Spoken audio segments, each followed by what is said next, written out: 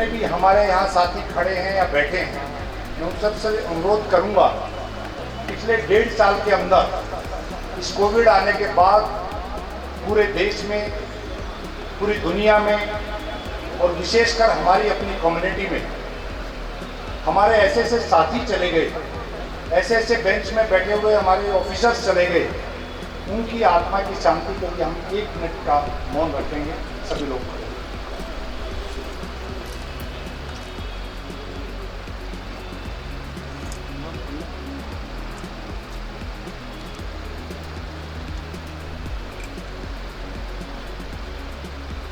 ये बात सही है कि आज बहुत ऐतिहासिक दिन है। ऐतिहासिक दिन इसलिए है कि देश डायमंड जुबली 75वां वर्षगांठ स्वतंत्रता का मनाने जा रहा है। ये आज़ादी हमारे को ऐसे ही नहीं मिली है। इस आज़ादी में शहीद भगत सिंह, सुभाष चंद्र बोस, चंद्रशेखर आज़ाद जैसे शहीदों का जो रोल था या उनका जो सपना था कि इस देश को वो कैसा बनाना चाहते थे, इस देश को वो कैसा देखना चाहते थे कि आगे आने वाले 75 साल के बाद देश किस तरह का देश होगा, उसमें बाला साहेब अम्बेडकर जी का, लाल बहादुर शास्त्री जी का, सरदार पटेल जी का, उनके भी सपने आज़ादी के मूवमेंट के बाद उनके पास क्योंकि जिम्मेवारियां रही, शायद उन्होंने देश की जो परिकल्पना की थी उस परिकल्पना के अनुरूप हम 75 साल बाद पहुँचे हैं कि नहीं पहुँचे हैं, इसकी भी चिंता और हमारे को चिंतन करने का समय है। क्योंकि 75 साल की जर्नी के बाद मैं नहीं मानता कि हमारे इन महापुरुषों ने, इनके साथ हजारों हजार शहीदों ने ये कभी सोचा होगा कि देश के अंदर कभी ऐसा माहौल होगा कि देश के अंदर भाईचारे की कमी होगी, देश में इस तरह का माहौल होगा कि मैं आपका विरोधी हूँ तो मैं देशद्रोही हूँ। इस तरीके का माहौल, कड़वाहट भरा माहौल इस देश के अंदर कभी नहीं सोचा होगा हमारे महापुरुषों ने। लेकिन आज हमारे को चिंता करने की जरूरत है। हम एक ऐसी कम्युनिटी से बिलोंग करते हैं जिस कम्युनिटी का देश की आज़ादी में बहुत बड़ा रोल रहा है। ये भी चिंता करने की जरूरत है कि 75 साल के बाद देश के अंदर जो बेरोजगारी की समस्याएं हैं, जिस तरीके से इंस्टीट्यूशंस बर्बाद हो रहे हैं, उन सबको कैसे रोका जाए, ये सब चिंता करने की जरूरत है। और इस चिंता के अंदर मैं मानता हूँ हमारे एक एक साथी को खड़ा होने की जरूरत है।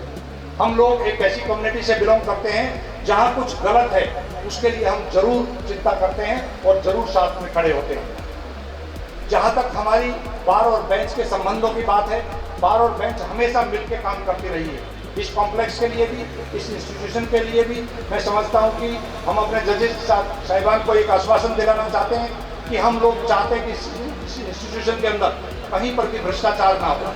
भ्रष्टाचार को लेकर हम आपके साथ कंधे से कंधा मिला के खड़े हैं। कहीं पर भी अगर आपको ऐसा लगे कि बाहर की मदद की जरूरत है, हम आपके साथ खड़े हैं। हम लोग ऐसा देख रहे हैं कि कहीं ना कहीं समाज में भ्रष्टाचार का रोल या भ्रष्टाचार कहीं ना कहीं दिन पे दिन बढ़ता जा रहा है। उसको रोकने के लिए बार आपके हमेशा साथ खड़ी है। एक मैं मंत्री जी की कुछ तारीफ करना चाहता हूँ। आपने देखा होगा कि हेल्थ आज से 5 या 10 साल पहले दिल्ली में जिस तरीके की हेल्थ सर्विसेज थी, वो हेल्थ सर्विसेज पे बहुत ज़्यादा काम हुआ है। उन कामों को और आगे बढ़ाया। अभी मेरे को बड़ी खुशी हुई कि 3 दिन पहले आप लोगों ने निर्णय लिया है कि पूरी दिल्ली में कोविड को ध्यान में रखते हुए 7 ऐसे अस्थायी हॉस्पिटल बनाने जा रही है दिल्ली सरकार, जिसमें 7000 ICU बेड का अरेंजमेंट होगा और वो 6 महीने में बनकर तैयार होंगे। वो इसलिए बनाए जा रहे हैं कि पूरे इंटरनेशनल लेवल पे जिस तरीके के एक्सपर्ट्स की खबरें आ रही हैं, एक्सपर्ट्स की रिपोर्ट्स आ रही हैं कि कोविड अभी जाने वाला नहीं है।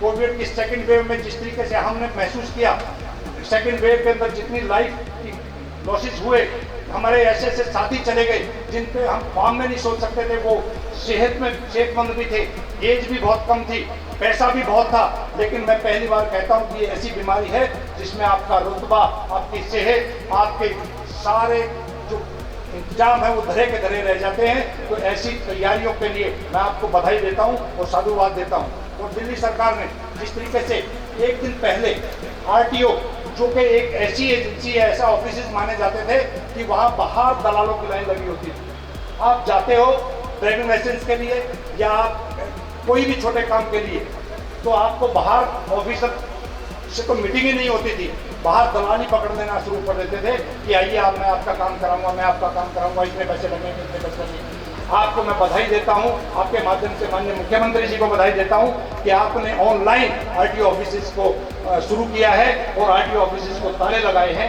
ऐसे काम जहां हेल्थ के लिए, स्कूल्स के लिए और इस तरीके से डे टू डे सुविधाएं हैं, उनके लिए जो आप काम कर रहे हैं, इसके साथ साथ हमारी एक कम्युनिटी आपको विशेष धन्यवाद इसलिए देती है कि पूरे हिंदुस्तान के अंदर दिल्ली सरकार पहली सरकार है जिसने वकीलों की भी सुध ली। वकीलों के लिए कोई ऐसी फाइनेंशियल सिक्योरिटी लेके आए, कोई ऐसे सोशल सिक्योरिटी और सोशल सिक्योरिटी से जुड़ी कुछ स्कीम्स लेके आए। हालांकि हम लोगों की उसमें कुछ मांगे भी बाकी बची हुई है। हम लोगों ने हाई कोर्ट में एक पिटीशन डाली थी, हाई कोर्ट के माध्यम से भी कुछ उसमें डायरेक्शंस आई हैं और हम माननीय मुख्यमंत्री जी से मिलेंगे, मंत्री जी के माध्यम से रिक्वेस्ट भी करेंगे कि इस कम्युनिटी के लिए आप लोग जितना करेंगे ये कम्युनिटी उसको 50 गुना आपको लौटाएगी, ये विश्वास मैं आपको दिलाना चाहता हूँ। आप ये वीडियो YouTube पर देख रहे हैं तो हमारे चैनल को सब्सक्राइब करें